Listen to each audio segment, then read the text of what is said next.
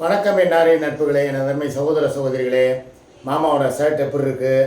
ரம்ஜானுக்கு எடுத்த சட்டையில் இது நம்பர் 1. இன்னும் அடுத்தடுத்து வேறு சட்டைகள்லாம் வரும். அதுக்கு முன்னால் நான் நீ எந்திரிச்சு நின்று வீடியோ போட்டுக்கிட்டு இருக்குங்கிறதுக்கு உங்களுக்கு நான் விளக்கம் சொல்லிடுறேன். அதாவது உன்னை ஆக்குறது கஷ்டம், ஆனால் அதை அழிக்கிறது ரொம்ப ரொம்ப ஈஸி. உன்னை உருவாக்குறதுக்கு நம்ம ரொம்ப பாடுபடுவோம், ஆனால் அதை அழிக்கணும்னா ஒரு நிமிஷத்தில் உடச்சி எரிஞ்சிருவோம். அதுக்கு உதாரணம், அதே மாதிரி தலைவர் ஒரு டைலாக் சொல்லுவார் தெரியுமா? கோபத்தில் வர்ற அந்த வார்த்தைகளுக்கு ஆயுசு கூட, கோபத்துக்கு ஆயுசு கம்மி அப்படிம்பார்ல.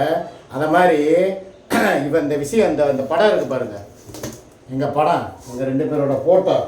இந்த ஃபோட்டோ உடஞ்சி போச்சு, உங்களுக்கே தெரியும். இந்த பாருங்க, பூரா சுக்கு சுக்காக நொறுங்கி போச்சு. அன்றைக்கி உடைச்சா. இந்த உடைச்ச ஃபோட்டோவை திருப்பி உருவாக்கணும்னா அது எவ்வளோ கஷ்டம் தெரியுமா? இந்த ஃபோட்டோவை இப்போ என்ன சொல்லியிருக்கா, கொண்டு போய் இதை சரி பண்ணிட்டு வாங்கன்னு சொல்லி என்கிட்ட கொடுத்து விட்றா. உடைச்சது அன்றைக்கி போதையில் ஈஸியாக உடைச்சிட்டேன். இப்போ நான் இதை தூக்கிட்டு அலையாத இடம் இல்லை. எங்கெங்கே தெரியுமா நான் அலைஞ்சிருக்கேன் இதை சரி பண்ணுறதுக்கு. ஆனால் யாருமே இதை வேலை ஆக்க முடியாது. இதை நீங்கள் வேலை ஆக்குற காசுக்கு புதுசாக போய் ஸ்டுடியோவிலேயே ஒரு ஃபோட்டோ எடுத்து அதை பெருசாக்கி அதுக்கு பிரேம் போடுங்க, வெட்டி செலவு, தெண்டை செலவு, 1க்கு 2 செலவு அப்படின்னு சொல்லி இப்போ ரிஜெக்ட் பண்ணி விட்டாங்க. இதை போய் குப்பையில் தான் போடணும், வேறு வழி இல்லை. ஆனால் அந்த ஃபோட்டோ எவ்வளோ பெரிய பொக்கிஷம் தெரியுமா? அவளுக்கு அந்த அருமெல்லாம் தெரியாது. கழுதைக்கு தெரியுமா கற்பூர வாசனைங்கிற மாதிரி இந்த அருமை அவளுக்கு தெரியாது. ஆனால் உனா எதையாவது தூக்கி போட்டு உடைக்கிறது, சரக்கு வாங்கி வச்சுருந்தா போதையில் எடுத்து குடிச்சிட்டு லைவ் போடுறது, எல்லாரையும் தேவையில்லாமல் திட்டுறது, அப்புறம் மன்னிப்பு கேட்டு காலில் விழுகிறது, இது அவளுக்கு மாத்திரம் இல்லை, அவள் பரம்பரைக்கே உண்டான குணம் போல். நம்ம அதை திருத்த முடியாது, நாய் வாழை நிமித்த முடியாது. கமிங் டு த பாயிண்ட், இப்போ தான் விஷயத்துக்கு வர்றேன். நேற்று நிறையா பேர் கேள்வி கேட்டீங்க, ஞாபகம் இருக்கா? எதுக்கு இந்த போஸு வேணாம். நேற்று நிறையா பேர் கேள்வி கேட்டீங்க, ஞாபகம் இருக்கா? ஏண்டா கூத்தியாளுக்கு போய் ட்ரெஸ் எடுத்து கொடுத்துட்ட, ஃபங்க்ஷனுக்கு போகிறதுக்கு அவளுக்கு உனக்கும் அவளுக்கு மேட்சிங்காக ட்ரெஸ் எடுத்துட்ட, இதே உன் பொண்டாட்டி வீட்டில் ஒருத்தி இருக்காளே, அவளை பார்த்து நினச்சி பார்த்தியா? ஆக்சிடெண்ட் ஆகி அந்த அளவுக்கு அவளுக்கு அடிபட்டும் கூட இல்லை, தான் புருஷனுக்கு செலவு வச்சிடக்கூடாது, செலவு பண்ணால் வப்பாட்டியை இதுக்கு எதுக்கு செலவு பண்ண, என்னத்துக்கு பண்ணேன்னு சொல்லி கேட்பா, அப்படிங்கிறதுக்காகவே வேணாங்க நான் வீட்டுக்கு போகிறேன்னு சொல்லிட்டு அவ்வளோ உடல் வலி இருந்தாலும் உள்ளுக்குள்ளே பல பார்ட்ஸ் வேலை செய்யாமல் போனாலும் நான் வீட்டுக்கு போகிறேன் அப்படின்னு சொல்லி கிளம்பி வீட்டுக்கு போய் உட்காந்து இன்னமும் வீட்டு வைத்தியம், கை வைத்தியத்தை பார்த்துக்கிட்டு சும்மா அமிர்தாஞ்சனமும் மூவையும் தடவிக்கிட்டு, நேற்று கூட அவள் சொல்கிறா, எனக்கு கேட்க கேட்க கண்ணீராக வருது. ஏங்க, அந்த இது இருக்குது பாருங்கள், வெண்ணெய், அதை உருட்டி உருட்டி மோரில் கலந்து குடித்தோம்னா வயிற்றுக்குள்ளே உள்ள புண்ணெல்லாம் ஆறிடுமாங்க. அதனால் நீங்கள் மருந்து மாத்திரை எதுவும் வாங்க வேணாங்க. ஏற்கனவே நான் நிறைய மருந்து மாத்திரை சாப்பிட்டு வயிறுலாம் புண்ணாக போய் கிடக்குங்க. எனக்கு நீங்கள் மருந்து மாத்திரைலாம் வாங்கி தர வேணாங்க. வெண்ணெய் உருண்டை வாங்கிட்டு வாங்க. நெல்லுப்பேட்டையிலேருந்து வரும்போது ஒரு தடவை நான் வாங்கிட்டு போய் கொடுத்தேன். எப்போ ஐர மீன் வாங்க போனேன் தெரியுமா நெல்பேட்டைக்கு, அந்த நேரம் வெண்ணெய் உருண்டை வாங்கிட்டு போய் கொடுத்தேன். இதை சாப்பிடுப்பா, உனக்கு வேறு வயிற்றில் அந்த தையல் போட்ட இடம் வலிக்குதுங்கிற, இதை சாப்பிட்டா சரியாக போகும்னு சொல்லி நான் சொன்னேன். அதோட சாப்பிட்ருப்பா போல், கொஞ்சம் வயிறு புண்ணு ஆறுனமேனு இருந்திருக்கும் போல். இப்போ இந்த ஆக்சிடெண்ட் ஆனதுக்கப்புறம் மாத்திரை மருந்து உடம்புக்குள்ளே நிறையா போயிருக்கு. இன்ஜெக்ஷன் மூலியமாகவும், ட்ரிப்ஸ் மூலியமாகவும், இது போக டேப்லெட் மூலியமாகவும் வயிற்றுக்குள்ளே ஏகப்பட்ட மருந்து மாத்திரைகள் உடம்பு பூரா புண்ணாக இருக்குங்க, வயிறெல்லாம் வலிக்குதுங்க அப்படின்னு சொல்லி அழுகும்போது எனக்கு அப்படியே கண்ணீர் முட்டிக்கிட்டு வந்துச்சு. எதுக்கு சொல்கிறேன்னா, கட்டின புருஷனுக்கு செலவு வச்சிடக்கூடாது அப்படிங்கிற ஒருத்தி நினைக்கிறா பார்த்தீங்களா, அவளுக்கே நம்ம செலவு வைக்கணும். உண்மையிலே சொல்கிறேன், என் முண்டாட்டிக்கெலாம் நான் செலவு வச்சா கூட தகும். அந்த அளவுக்கு அவள் என் மேலே பாசத்துலையும் என் காசை செலவு பண்ணால் சூர்யா கிட்ட நான் தான் அடி மிதி வாங்கணுங்கிறதுக்காக இருக்கிறத வச்சு நான் பார்த்துக்கிறேங்க, என் உடம்பை தேத்திக்கிறீங்கன்னு சொன்ன ஒரு என் குடும்பத்தை வர்க்கத்தை காப்பாற்றின, என் வாரிசை சுமந்த ஏன் தர்ம பத்தினிக்கு கண்டிப்பாக நான் எடுத்து கொடுத்துருக்க வேண்டியது இல்லையா? ட்ரெஸ் எல்லாம் இவளுக்கு ஒரு கேடா இல்லை, இவள் எடுத்து கொடுத்தாதான் இவள் போட போகிறாளா? நல்லா யோசிச்சு பாருங்கள். இப்போ தான் தீபாவளிக்கு பொங்கலுக்கு என்ன பண்ணா, போட்ட நைட்டியவே போட்டுக்கிட்டு சாயங்காலம் வரைக்கும் பந்தா பண்ணிக்கிட்டு பிகு பண்ணிக்கிட்டு, எனக்கு பொங்கல் வேணாம், எனக்கு ரம்ஜான் வேணாம், எனக்கு பிரியாணி வேணாம், எனக்கு அப்படின்னு சொல்லிட்டு எல்லாருக்கிட்டையும் தற்பெருமை பண்ணால. கடைசியில் நாங்கள் ரொம்ப அவளை கெஞ்சி கூத்தாடி உருவி அவளை அப்பா வாப்பா இந்த கொண்டாடுப்பா அப்படின்னு சொன்னதுக்கப்புறம் ட்ரெஸ்ஸை மாற்றிக்கிட்டு உட்காண்டான். அதுதான் அவளுடைய பில்டப், பகுமானம். ஆனால் இதிலெல்லாம் எப்படா இந்த அன்பெல்லாம் நம்மளுக்கு கிடைக்கும், எப்படா இந்த பாசம்லாம் நம்மளுக்கு கிடைக்கும்னு சொல்லி ஏங்கி தவிக்கிறா பாருங்க. அங்கே ஒருத்தி சுமிங்கிறவ அவளுக்கு செஞ்சுருக்கணும். நான் நேற்று ஒரு சின்ன விஷயம் கூட நான் மறைச்சிட்டேன். அதை இப்போ நான் உங்கள்கிட்ட சொல்கிறேன். கேட்டால் இந்த இந்த என் கூட இருக்கா பார்த்தீங்களா இந்த கட்டப்பை, இவன் மேலே அப்படியே நீங்களே அவளை அடித்து வெளுக்கணும் துவைக்கணும் போல் உங்களுக்கு ஆத்திரம் வரும். என்னாருமா சொல்கிறா? நான் ஒரு வார்த்தை லைவில் சொன்னேன்.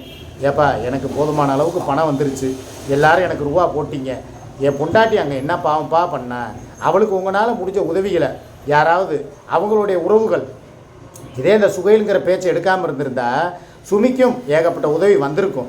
என் பேரை மாத்திரம் சொல்லிக்கிட்டு கணவனே கோலம் அதாவது கல்லானாலும் கணவன் புல்லானாலும் புருஷன் சொல்லி ஒரு வாழ்க்கை வாழ்ந்திருந்தா இன்றைக்கி இவ்வளோ உறவுகளை இவளை விட்டு விலகி போயிருக்குமா? ஏதோ அவள் போய் அவனை தொட்டா கெட்டா. இந்த சுகைலுங்கிற பேரை என்றைக்கு எடுத்தாலும் அவளுக்கு ஒரு 7.5 சனி பிடிச்சிருக்கு போல். அவள் ராசிக்கு என்னான்னு சொல்லி நான் பார்க்கல. இவளுக்கு நம்ம பார்த்துட்டோம், இவளுக்கு 7.5 ஓடிக்கிட்டு இருக்குங்கிறது நம்மளுக்கு தெரியுது. அவளுக்கு என்னங்கிறது எனக்கு தெரியாது. அதனால் ஒருவேளை சுகைலுங்கிறவை மூலியமாக தான் அவளுக்கு 7.5 சனி ஓடிக்கிட்டு இருக்கு போல். அந்த இடத்துல நேற்று நைட்டு 10 மணியில் எவ்வளோ நான் என்ன சொன்னேன்னா, என் பொண்டாட்டி பாவங்க, அவளும் எனக்காக ரொம்ப கஷ்டப்பட்டிருக்கா, ஆக்சிடெண்ட் ஆகி வீட்டில் இருக்கிறா, யாராவது உதவி செய்யுங்க, யாராவது அவளுக்கும் வந்து ஜிபே பண்ணுங்கள், பேடிஎம்மில் ஏதாவது போட்டு விடுங்க, இல்லைன்னா என் மையம் பேருக்காவது போட்டு விடுங்கன்னு சொல்லி தாங்க ஒரு வார்த்தை சொன்னேன்.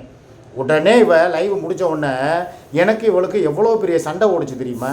கட்டி உருண்டு பெல்ட் எடுத்து வெளுத்துட்டேன், முதுகில் சுள்ளுன்னு வச்சேன். ஏண்டி உனக்கு வந்தால் ரத்தம், என் பொண்டாட்டிக்கு வந்தால் தக்காளி சட்னியா? அவன் என்னடி பாவம் பண்ணா? என்னை கட்டின பாவத்தை தவிர வேறு என்ன பாவம் பண்ணா? எனக்காக 3 பிள்ளையை சம்மந்தத்தை தவிர என்ன பாவம் பண்ணா?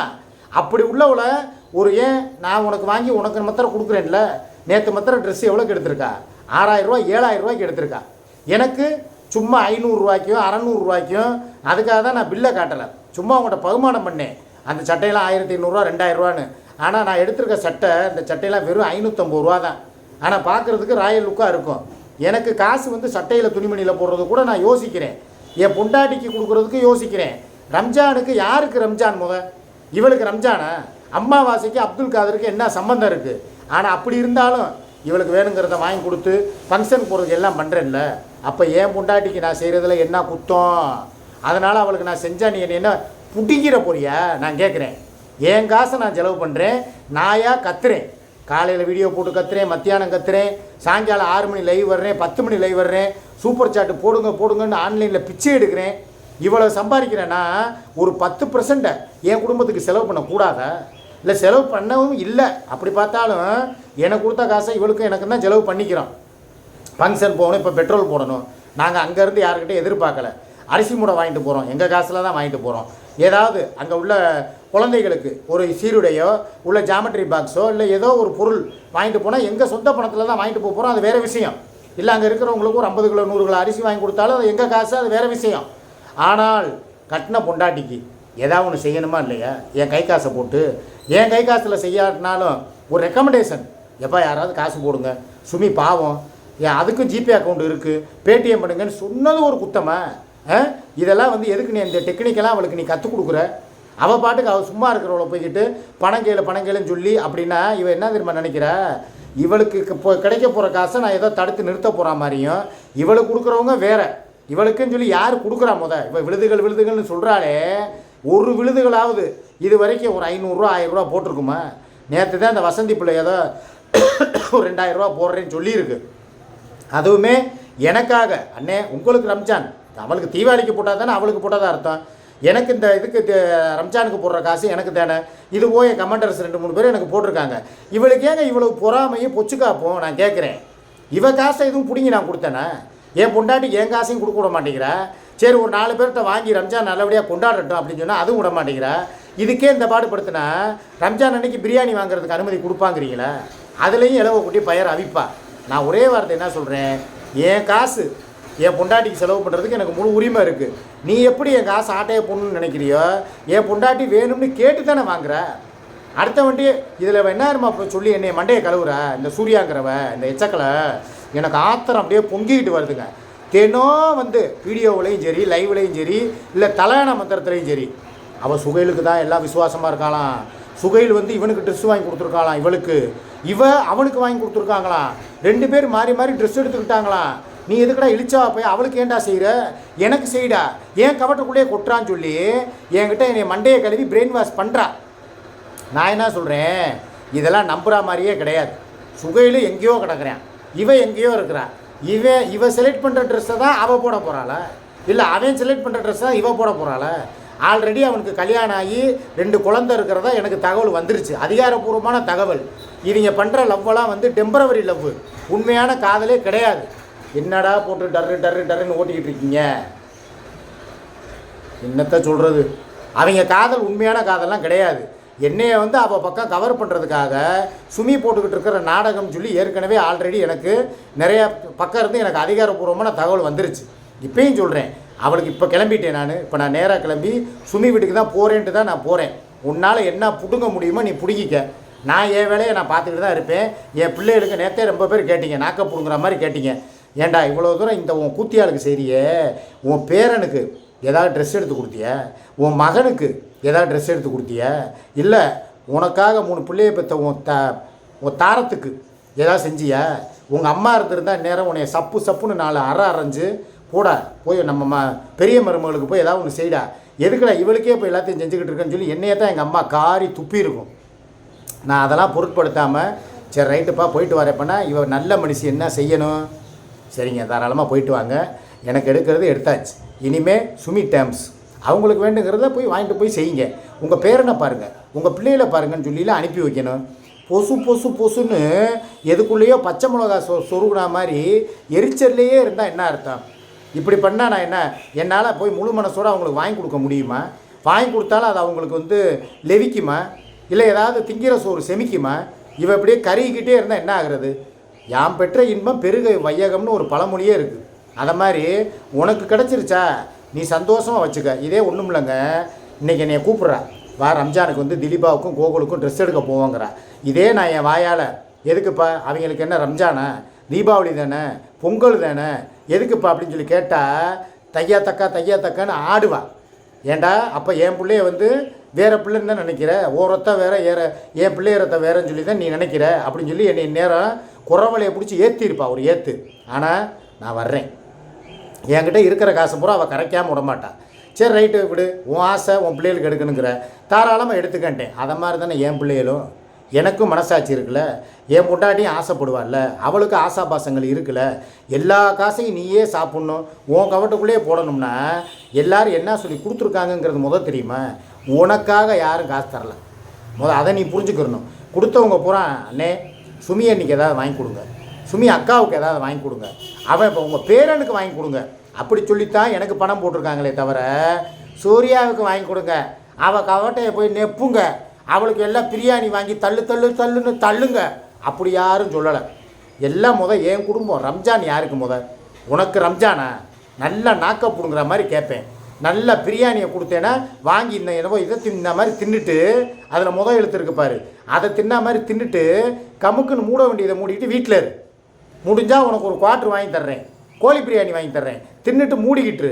என்னை வந்து இந்த பொட்டணம் போடும்போது 50 பேருக்கு போடுறேன்னு சொல்லிட்டு பாதி டப்பா போடுவேன், மீதியில் வந்து வெறும் பாக்ஸை வச்சுக்கிட்டு போடுவேன். இந்த ரகசியத்தை நான் உண்மையிலே சொல்கிறேங்க, இவளை மாதிரி என்னை கேவலப்படுத்துறதுக்கு இன்னொருத்தி பிறந்து வரணுங்க. நான் சொல்கிறேன், எப்பா உனக்கு தெரியாது இந்த டப்பாலாம் எதுக்கு எம்டி டப்பா கிடக்குண்டா, எப்பா இது வந்து பிரியாணி போட்டால் மாதிரி ஒரு ஆக்டிங் போட்டு ஒரு 50 டப்பாங்கிற இடத்துல ஒரு 100 பிரியாணிங்கிற இடத்துல ஒரு 20-30 பிரியாணியை போட்டுட்டு 70 டப்பா எம்டி டப்பா வச்சு, இப்போ இல்லை, இப்போ நான் திருந்திட்டேன். அப்போல்லாம் என்ன பண்ணுவேன்னா ஒரு 100 பேர்த்துக்கு பிரியாணி போடுறேன்னு சொல்லி வாங்கினா அதில் ஒரு 30 பேர்த்துக்கு போட்டுட்டு 70 டப்பா எம்டி வைப்பேன். இல்லையா 50 டப்பா போடுறேன்னு சொன்னால் 20 டப்பா இல்லை 25 டப்பா பிரியாணியை போட்டுட்டு மீதியை வந்து எம்டி வைப்பேன். இப்படி பிரியாணி போடும்போதே அதில் கோழி சில்லறை கிடக்குங்கிறாங்க இந்த மீடியா கேம் அவைங்கிறவன். அதுவும் ஒரு காலம். ஆனால் இப்போ நான் திருந்திட்டேன்.